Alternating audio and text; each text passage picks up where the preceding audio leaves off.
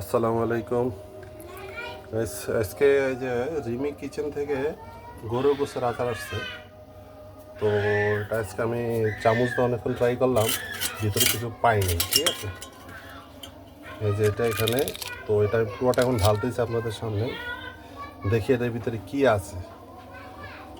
ঠিক আছে, গোশের কোনো পরিমাণ বা কোনো কিছু আছে কি না।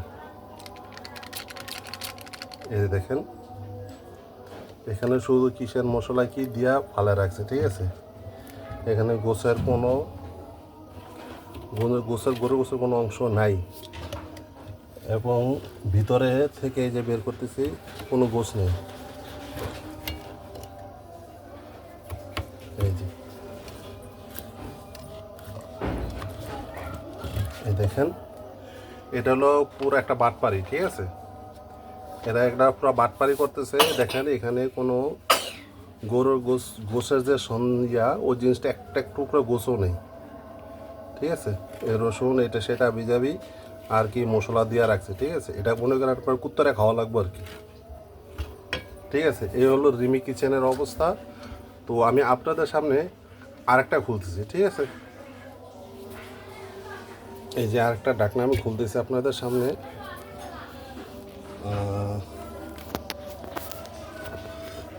মা, তুমি একটু এভাবে ধরো, বাবার দিকে ধরো। এই যে এখানে এটা দেখা যায়, এটা এই যে আমি আপনাদের সামনে খুলতেছি। এই দেখেন, এটা আমি খুলতেছি। এই দেখেন ইনটেক আছে। ঠিক আছে, তুমি দেখুন ইনটেক আছে। এই যে আমি খুললাম, এই আপনাদের সামনে আমি ঢালতেছি। ঠিক আছে, যে এখানে আমি ঢালতেছি। এই যে দেখেন, এখানে শুধু তেল আর তেল, এখানে গরু গোছের কোনো ইয়েই নেই। এই যে দেখেন, এটা আমার যতটুকু সম্ভব এটা গুড় দিছি, ফোন দিছে। ঠিক আছে, এটা এই দেখেন, এখানে গরু গোছের কোনো নাম নিশানা কোনো কিছু নেই।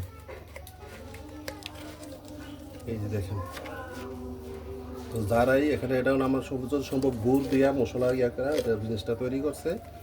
তো এখানে আমি 2 প্যাকেট খুলছি, দোনো প্যাকেটে দেখেন কি অবস্থা।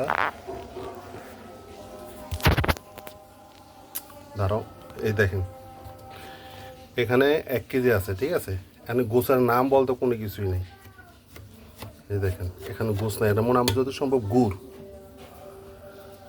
গুড়ের ভিতরে মশলা কি এরা সব মশলা, কোনো ইয়াটা নেই, গরুর গোছ নেই। তো রিমিক কিচেন,